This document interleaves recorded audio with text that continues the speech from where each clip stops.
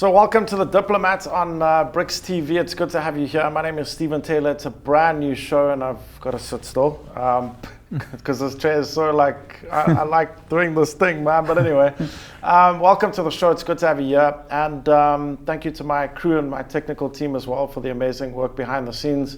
So today we're talking to Mr. Amar, the Consul General of France, and you can pronounce your name, so how do you say your name?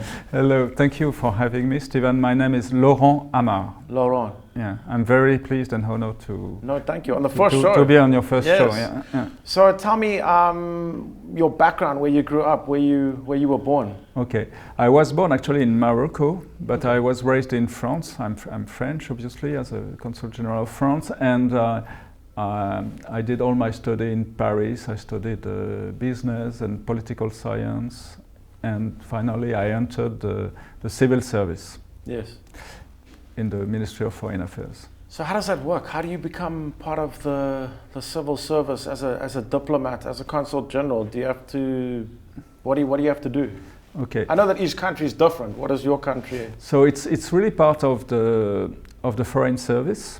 And you've got to have former experiences in different fields. For example, I worked a lot in the European affairs as well as in the development, international cooperation. Wow. And that's also how I came to know and to work with South Africa. I've always been very passionate about South Africa. I made my first visit here in 1994, just after the first democratic elections. Wow! And tell us about that experience. It was amazing. I was obviously in contact with the embassy, with the deputy ambassador, who is now ambassador in Rome, and thanks to him, thanks to his team, we could meet, for example, Johnny Clegg. Oh, wow. And we could meet also, we could visit the Ndebele village with Esther, and so it was completely mind-blowing for me. That was your first time in South Africa? That was my first time. What did you heard about South Africa before that? Some of the misconceptions when you came here, did you think differently as to what you'd heard? I mean, it's for me, I was, let's say, interested in the fight against apartheid. Yes. When I was a student. I even demonstrated Wow. in front of the South African embassy by this time. Wow, in France? In France. Wow. And so I was very happy when of course, Nelson Mandela was freed. Actually, I could meet him during his first visit in Paris. And you met him? Yes. Oh, wow, that's something I never got to do. How was he?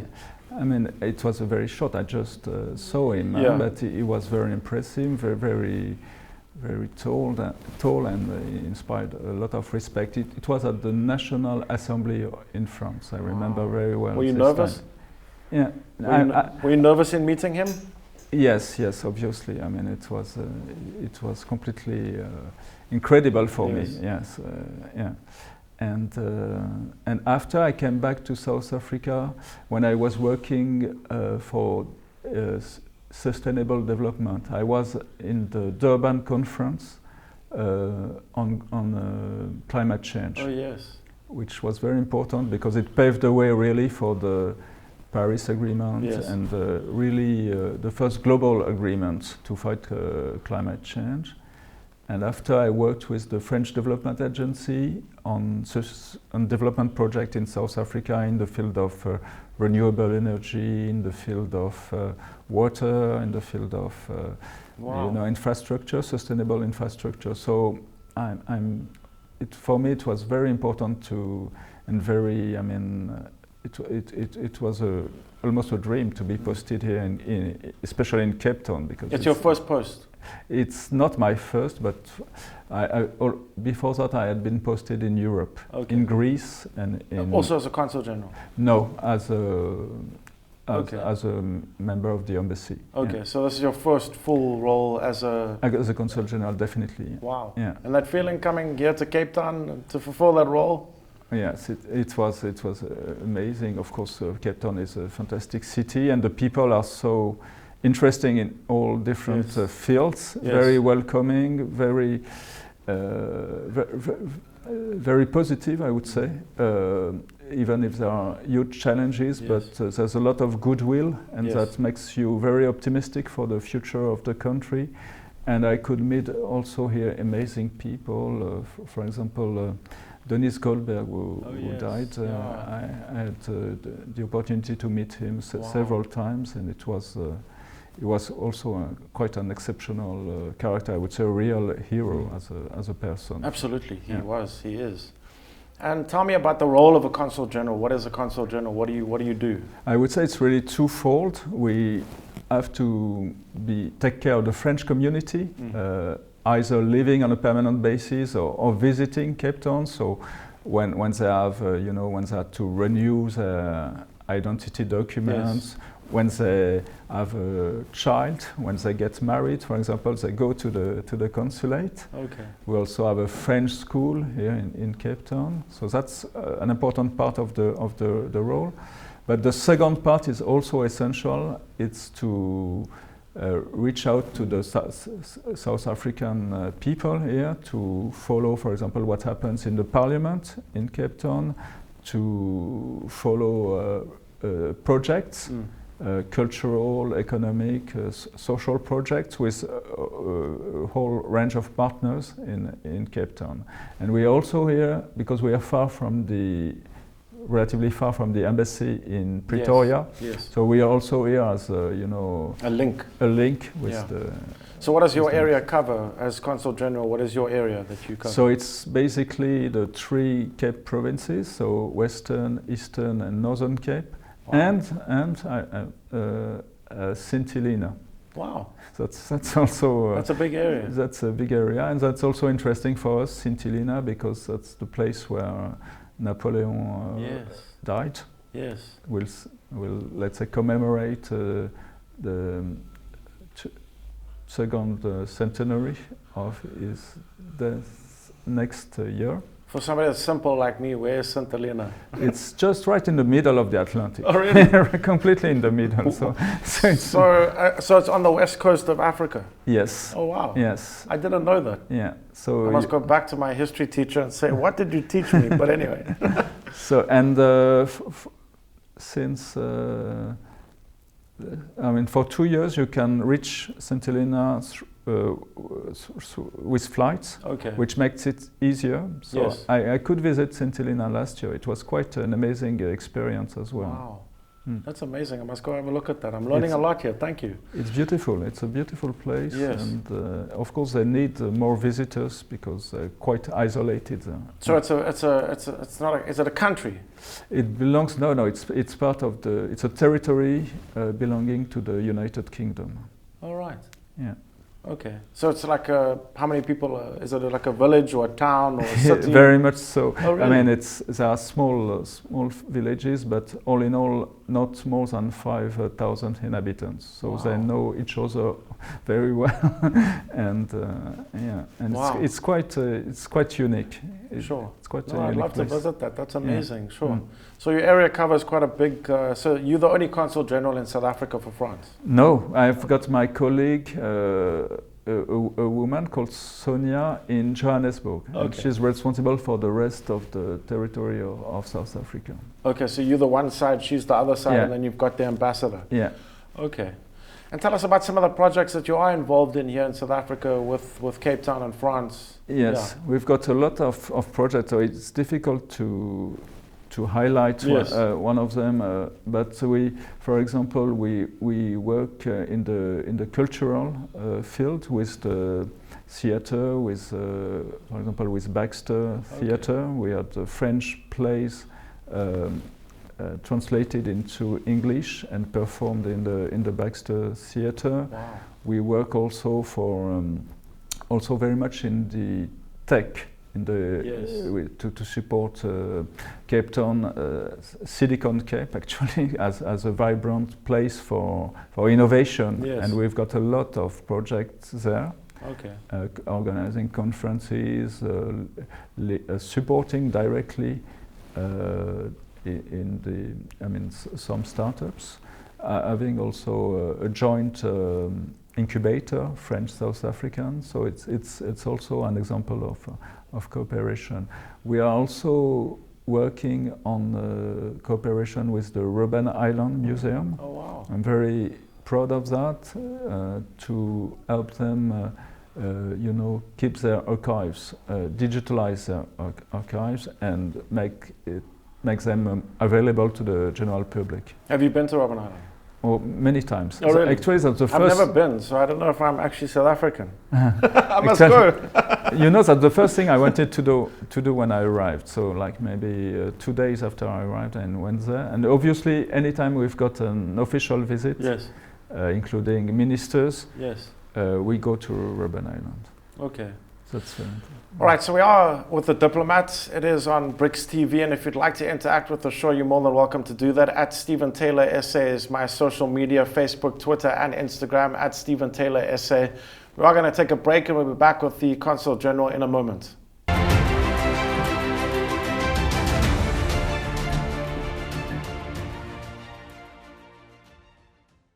Welcome back to the Diplomat on BRICS TV. It's good to have you here. My name is Stephen Taylor, and we are in conversation with the Consul General of France here in Cape Town, Mr. Amar, who's got an amazing name which I can't pronounce. Laurent.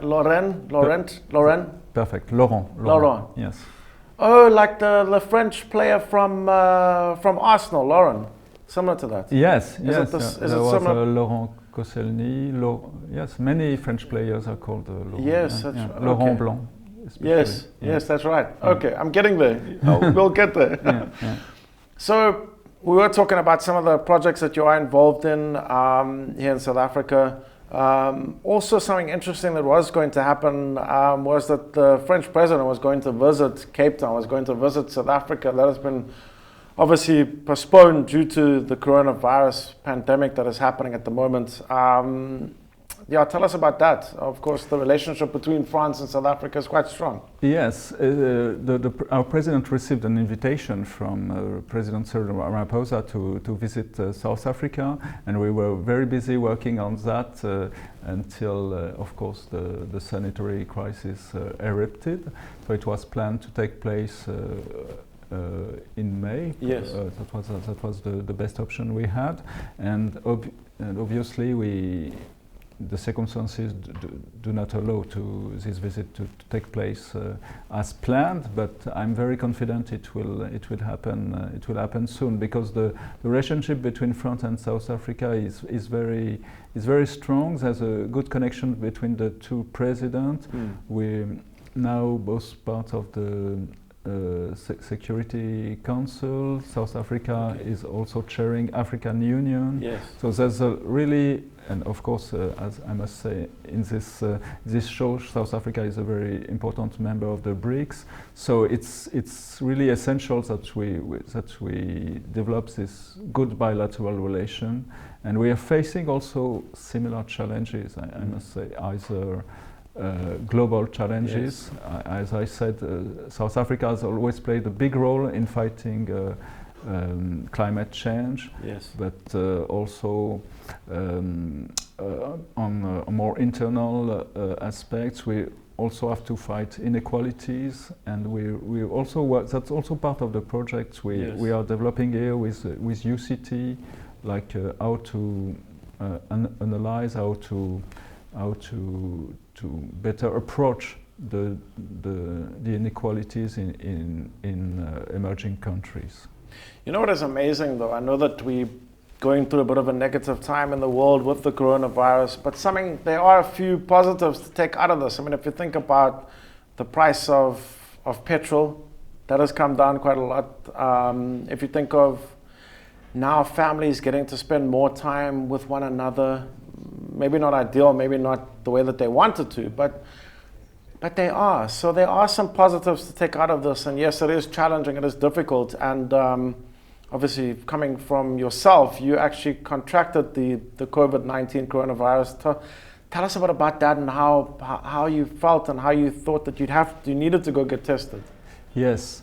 First, I would agree with you that these times of change will also bring, good things, opportunities, but we must also face the fact that it will be very difficult for a lot of people, especially on the economic side. Yes. But it might very well happen that our way of life could change, especially working from home could become much more, used than before. Yes. And so that could be, as you said, an interesting thing. On a more personal basis, and one weekend I felt a fever, so it was in March. Yeah. I had not traveled to France or to Europe. I just stayed in South Africa for the last months before. But you meet a lot of people. Obviously, I meet a lot of people. Yes. For example, I ran the Cape Town cycle tour just before, and I met.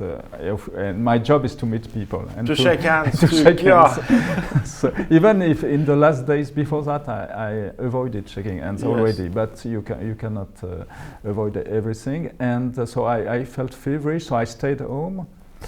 I didn't see anybody, and I called the doctor. And the doctor, considering the symptoms and also the fact that I met people coming from abroad, recommended that I did a test. So I did this test, I remember, on a Monday, and I got the result 2 days later. And it was positive, so it was a shock, of course. Yeah. But I decided right away to make it public, in order to try and break the chain. So the stigma. The stigma, but also to break to the people who had met me. Yes. Maybe they could go and get tested, or they should know, in order to try and limit the spread. Fortunately enough, I have not heard of any people I met who also was positive. So that was very good news for me. But so when you got the test back, when it said positive, what was your thoughts at that moment? I mean, it was. My main thought was. I really wanted to keep on working because it was really a time of crisis, and I didn't want to. So you didn't feel sick? I did not feel. I just felt tired, but not very tired, but not sick. And I really wanted to be present for the consulate, for the team, and to keep on. And working. Now you feel fine. You've overcome it. Yes, very much so. So you had a mild. Yes, fortunately. No, I didn't need to go to the hospital. I did not have any respiratory difficulties, so it was a mild form. Yes. So you've had the flu before. Was it kind of similar? Yes, very much so. Okay. Yeah. So if you didn't have a temperature, you ultimately probably wouldn't have known that you had it. Yes. Which is scary. There are a lot of people who probably walking around. Have the disease, but without any symptoms. Yes. Yeah, sure. That's hectic. So, what advice would you give to somebody that maybe does feel a bit different and a bit wary of going to get tested because of the stigma, because of, oh my goodness, I'm going to be seen as, what would you say to them for somebody that has had the virus? Exactly. No, my message on this, it's really go and get tested. I mean, there's nothing to be, afraid or ashamed about. It's really to help the others to know that you might have the virus. Yes. And to protect them. It's really thinking of protecting the others. And for the first time in our lives, as well, I don't know if it's happened in France before, but we've had these lockdowns around the world. It's quite hectic. Living your life as you do, a very social person, going out meeting people all the time, and then boom, told, okay, you can meet nobody now. That's quite a life-changing experience, isn't it? It is. I must say that we still met a lot of people when we had to organize the repatriation flights. Yes. So you saw some people. So we had to discuss with many people, and we had to meet the people, in the Cape Town Stadium and in the airport. Is that still happening or it's finished now? It's, I mean, I would say the first wave of repatriation flights is finished. Okay. It was until end of April, okay. But it was mainly for tourists. But we never know. It would probably be necessary to organize a few other flights in the coming weeks. So it depends on how people come forward and say that they're from France or yeah. they want to go home. It all depends on that. Exactly. Okay. Exactly. And sure, we are living in really interesting times. It's very hectic. On this note, I would also say that we had a very good cooperation with other colleagues, like my Dutch colleagues. We organized the flights with them. Oh, with Sebastian? It was with Sebastian. So. I used to know Bonnie, but then Sebastian I've heard is a good guy. I've still got to meet him. Yeah. But yeah, it's quite. The Dutch are quite good. It was perfectly organized and a very good European spirit. So it was a good experience for that. Yeah. No, that's great. So I was seeing. And also, I must say that the Western government was absolutely fantastic. The Western Province government. The Western Province in organizing the facilities, and of course the national government in giving the authorization. So we could rely on very good partners. We are living in a time where, thank goodness, technology is good. Imagine if we had these lockdowns in this situation 10, 20 years ago. I don't know if we would have survived. I don't know if we would have been able to get through this, because thank goodness now we can still WhatsApp, we can still Skype, we can still Zoom or whatever you want to do. We can still do that, thank goodness, to keep in touch. Otherwise, it would have been quite hectic. You're absolutely right. I mean, it's the feeling of isolation is less strong as it could have been in other times, in other circumstances. We don't feel completely disconnected from the rest of the world, and I'm also say that the supply chains are working very well. So we don't. I mean, of course it's a very different lifestyle, but it's still bearable if you are under comfortable conditions. Yes. Of course.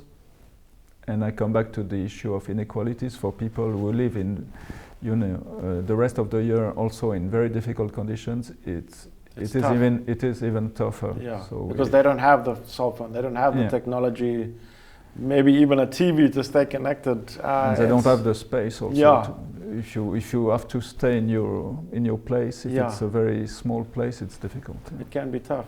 Yeah, but sure. So. If people do want to contact the consulate, how do they do that? It's easy. The team is working from home, but most of them we can still go, for emergencies in the consulate. But 20 hours a day, you can reach the consulate on our phone number. You can email us, and we'll respond. Do you sleep? That's a challenge. That's a challenge. That's the real challenge. 20 hours a day, gosh. Of course, we have a team. I'm not alone, so I've got a very good team. I want to thank them, because thanks to them, I can also sleep a little bit. No, that's good. Yeah. I'm happy about that. Yeah. We need some sleep. Yeah. No, Consul General, thank you very much for your time, and thank you for being on the first show of The Diplomat. I really do appreciate that, and all the best for your work ahead, and we look forward to Bastille Day in July. Yes, thank you very much, Stephen. Thank you. And looking forward to have you on Bastille Day as well. Yes, I look forward to it as well. Thank you. A show of The Diplomat, our first one done. Thank you for being a part of it. At Stephen Taylor SA is where you can find me on my social media. Thank you to Johan, thank you to Bapi, and thank you to Brian behind the scenes. We'll catch you next time, same place. God bless. Bye-bye.